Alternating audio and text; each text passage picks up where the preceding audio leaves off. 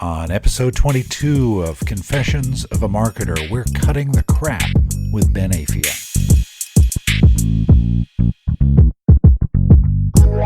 Welcome back to Confessions of a Marketer. I'm Mark Reed Edwards. We'll have Ben on in just a moment. I've got a lot of interviews planned for the coming weeks, but I'm going to take a 2-week break to focus on a couple of big projects I've got going on, and I'll also get some of those interviews done. I'll let you know what's up shortly. Let's get right into today's chat with the great Ben Afia, tone of voice guru. Ben has a new ebook called Cut the Crap. It's a guide to better writing. You might have writer in your title or you might not, but either way, you have to listen to this and go grab the ebook. We all write, as Ben points out, so we can all benefit from learning how to do it more effectively. Let's get to the discussion. Ben Afia, welcome back to Confessions of a Marketer. Thanks for having me, Mark. So Ben, you just released a great new ebook called Cut the Crap, How to Write So People Buy, a 5-step guide to effective writing. What prompted you to write this? Well, so for the last 10 or 15 years, I've been training writers around companies, mostly. And usually that training has tended to be around this company's brand and their tone of voice. And I'm helping them to write better letters, write better emails, better marketing. And over that time, I've sort of long thought about the approach to training that we have. And I realized recently that it's actually been very consistent over that time. And that was brought to light because I've been asked to speak at a local business school to the MSc marketing students about copywriting. And these are guys that are learning strategy on their course, but they don't necessarily know about the practicalities of writing and junior marketing jobs, the sorts of jobs that they're going to go into. They're probably going to start writing letters and emails and marketing stuff. So I thought, well, what do I have that's generic, that works for everybody? And I realized I have these 5 steps, and I thought, well, maybe if I write this book at the same time, that can help the students, and then maybe it can help other people too. Yeah. So before we get into the steps, can you tell me, why are people not hearing us when we write? Yeah, it's a really interesting question. I think it's something that maybe surprises people in workshops. You know, we're talking about different kinds of communications and what's going on for the people that we're writing to. And the problem is we're all so busy now, aren't we? We're overflowing with content. You know, one of the things for me is, I love reading. I like reading blogs. I like watching YouTube videos. I like doing online courses. And there's just so much to do. Yeah. But there's another thing as well. One thing that's been great about the internet, and especially smartphones, is that we've got so much information at ready access. We've got social media, we've got our Facebook and our Twitter. So we're actually pretty distracted. You know, if you watch a street, you see people walking down the street, how many are glued to their phones? Right. Not looking at traffic or other pedestrians. And walking into lampposts. It's quite comic. But there's a third thing that's going on as well, and it's to do with the way that our brains work, and it's about the constant filtering that we do. So just to give you an example, if you've ever bought a new car, or you've gone, new old car, suddenly you see the same model and colour driving around all the time, don't you? Right. And all that's happening is that the filtering that your brain is doing has changed, and it's looking for patterns, it's looking for similarity with the thing that you've just bought. So we're constantly filtering, and we're filtering based on our values, our experiences, and our personality. So as communicators, we've got to find a way of getting through those filters. There's a lot of psychology behind it. There certainly is, and actually cognitive psychology has come on leaps and bounds in the last decade or so, and there's lots of interesting stuff that we can learn about how the brain works and how we can communicate better. Yeah, it's fascinating. Hey, so can you walk us through the steps? Who, what, why, where, how? Absolutely. So, as I mentioned, most of my training is around brand and tone of voice is about how the personality of a brand comes through. But what I realized in my early training days was that, we might look at rewriting some customer letters, for example, but people would be struggling with the content before they could even get to the tone of voice. They'd be going, well, that's not how the process works anymore, or, well, do we really want to say this? Or actually, there are too many points here. Do we want to say something else? So I found people were looking at the structure. So these 5 steps help you think through and structure your thinking before you actually start writing. So step one is who, and this is about who's your audience. Step two is saying what do you want them to think, feel, or do differently as a result of the thing that you're communicating to them. The third step is why they should care. You know, if we're all busy, why should anybody care about our stuff? Mostly they don't. That I don't think that's news, but... Right. Step four is where. So where do your points fit in the communication? And then only fifth, you get to how you want to express your brand, and these are the tone of voice writing techniques. So can you give me a high level on each one of those points? So step one is who, so who's your audience? So what I'm really asking people to do there is to really try and develop a degree of empathy for the people who are going to be reading whatever you're sending them. So let's say you're writing somebody I don't know, let's say you're in an insurance company and you're sending an annual statement, and there's a pack you've got to send, there's a letter. And when I'm running my workshops, I'm asking people to think about, well, what's going on for a customer when they're receiving that letter? Maybe they've just got in from work, they've got to get dinner ready for the kids, they've got a big pile of post and bills and things that they really don't want to have to look at. And there's your envelope that they're opening. So they're busy, they're distracted, they're trying to feed the kids. So it's having some empathy for what's going on for people and what kind of people they are. And when I'm running workshops, I set an exercise. I go, imagine a day in the life of this customer, an imaginary customer. Imagine one person, give him or her a name, and imagine a day in their life, what's going on for them. And what I tend to find there is you then read the communication that you're maybe rewriting, or if you think about what you want to say to them, having got into that character first, people tend to think very differently, and they realise that the usual kind of corporate language isn't really going to stick. Right. It's almost like, the design thinking trend, and the primary element of that is empathy. Absolutely. And I think the reason that it's important is that it's very easy to get wrapped up in our own stuff. Mm-hmm. We wander around, we get through our days, getting through our task list, getting the kids fed, the dog walked, and the rest of it. And we tend to be absorbed in our thoughts, our own stuff, our own worries.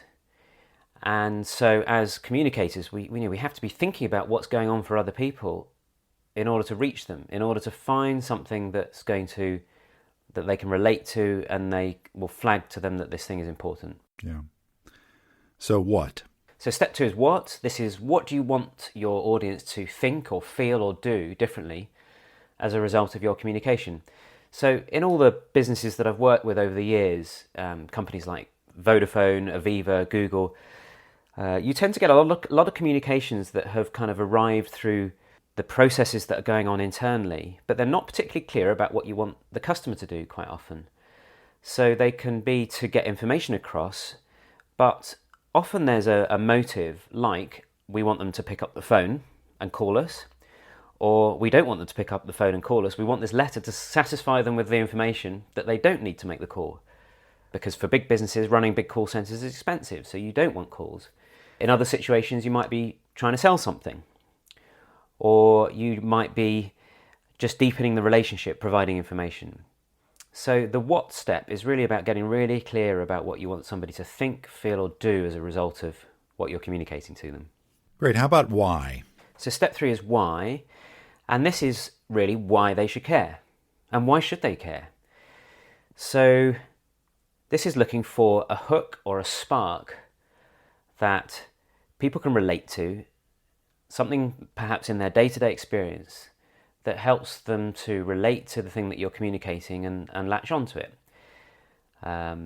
So if you think of the way that movies start or novels, they tend to have something pretty big happening at the start to draw you in. Right. Something that is either surprising or unexpected, loud.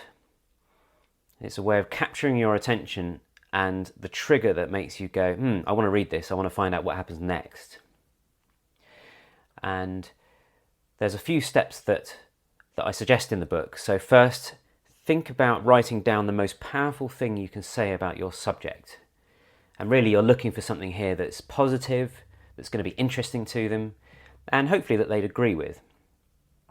And the second step, once you've got that most powerful thing, is to then reveal the issue. So what's the problem or the opportunity that's kind of hidden in that issue? And then once you've revealed the issue, then you can give the answer, the idea that tackles that issue. And that's what I call your spark. It's a very useful step. So step 4 is where, and this is about where your points fit in the communication. And so it's not just a matter of starting writing and letting it all come out. What I've tended to find in my workshops is that I get kind of 2 kinds of people, I suppose. I get planners and I get starters. And often you'll get a group who are the starters, and they will start the exercise before I've even finished giving the instructions, and they just want to dive in and start writing. And that's fine, we need some action. What I've found over time actually is that the planners who think through the points that they want to make and structure them before they start writing can actually, they might finish a bit slower, but they actually find the writing is quicker. So in the workshops I try to encourage people to do a bit more planning, and we need both types, but if we do some planning, there's a couple of ways to go about this that I talk about in the book. So the first is to use the classic kind of media upside down pyramid. So journalists or PRs are taught to structure information with the most important information at the top down to the least important information at the bottom. Right. And the idea is that if somebody only reads your headline or only reads your first paragraph, they've got the gist, even if they don't read the rest. And that can work for shorter communications, something up to a couple of pages perhaps. But if you're writing something more complex, maybe it's a presentation, a proposal, an annual report, then sometimes I suggest coming up with a diagram and something like a mind map to organize your thoughts. So we start with the spark, you then add your main points underneath that spark, and then all of the other content that you wanted to add, you can then start organizing those points around the main points. And it's just a way of doing the thinking so that your reader doesn't have to do the thinking at the end. So if you do that structuring, your writing will flow, your argument will be logical, and your reader's much more likely to be able to follow it. So, final step, we're in the home stretch here. How? Yeah, so step 5 is how, and this is about how you'll express your brand. So I've mentioned tone of voice a few times, and this is really where your brand personality expressed through tone of voice comes through. And I think of tone of voice as really the way that personality comes through in words, in language. Right. I think it's important, Ben, to point out tone of voice isn't something you just go into a company when you're consulting with them and impose it on them, right? It's something that comes from the company, right? Absolutely, absolutely. So brand is often approached through market research. So we look at the market and try to understand what customers need. So classical marketing is understanding what customers need and then designing something, creating something that will fulfill that need. I find that if brand strategy is created that way, it might speak to a market, but it doesn't necessarily relate to the culture of the organization. And that's fine if your communication is purely visual. But the difference with writing and language is that you are, yes, writing in your marketing and your advertising, but you've also got hundreds or thousands of people throughout your organization writing day to day, and they're writing to each other internally, and they are on social media with your customers, they're writing web chat to customers, they're writing email.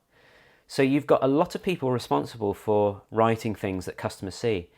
So then the question is, how do you make that picture consistent? How do you get consistency between the marketing and the customer service and everything else that comes from your organization?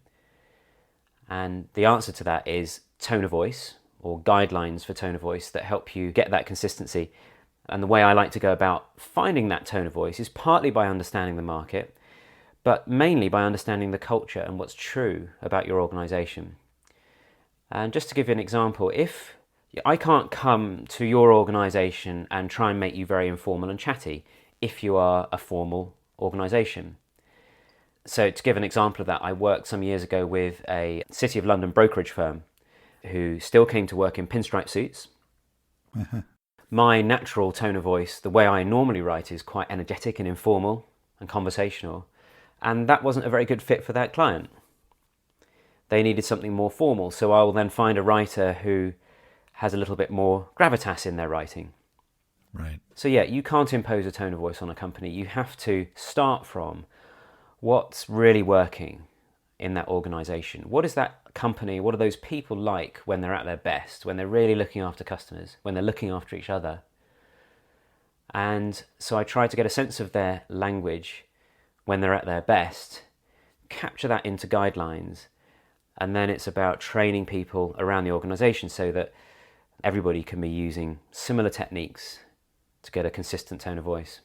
Yeah, that's an important point that, I kind of alluded to in my comment just a minute or two ago, that, you don't impose a tone of voice on a company.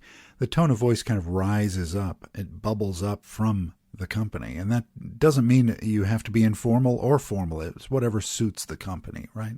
Absolutely. And the interesting thing about this is if you think about how easy or difficult it is to differentiate your company, your brand nowadays, it can be extremely difficult. So if you take, telecoms companies, for example, or mobile phone companies, so they're broadly delivering the same thing. One company might get the latest iPhone first, or I think they used to do that, not anymore perhaps.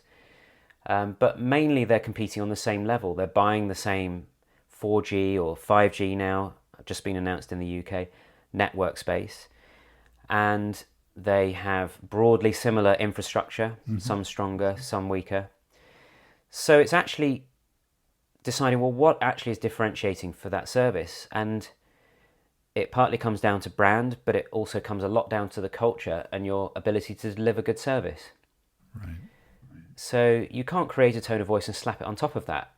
The tone has got to reflect the reality of the service that you're delivering. Right. And it's really a reflection of the culture of the organization, the people who work there, the line of business they're in. There's all manner of things that go into it. Absolutely. And actually, I sometimes think of language as being, and tone of voice as almost being a form of organizational therapy. Mm-hmm.